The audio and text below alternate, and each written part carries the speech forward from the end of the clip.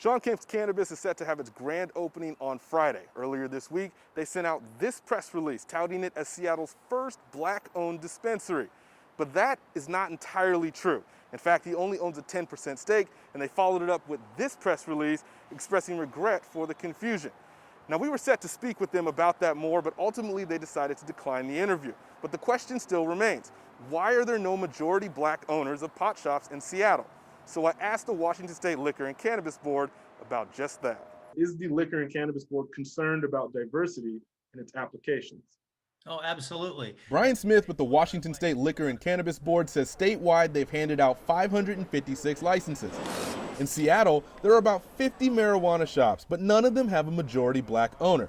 One of the things that we've been hearing for years now was that those that were disproportionately harmed by the war on drugs were believed to be left out of the system. A 2018 UW study shows even after legalization in the state in 2012, black people are nearly 4 times more likely to be arrested for marijuana compared to whites. Are these conversations that you guys are having within your office of being aware of? We're absolutely aware. We've been hearing this from the beginning. When we issued the first retail licenses, they were controversial about who set them up and where. The city can set up a zoning or something along those lines and put them in a pocket, but they don't necessarily get in the way of who gets what location, based on their race or their identity.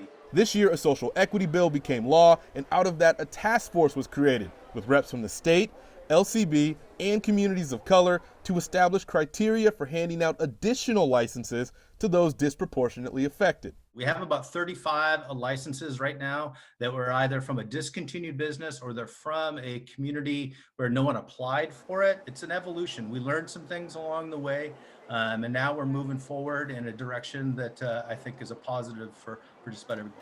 Tony Black, King 5 News.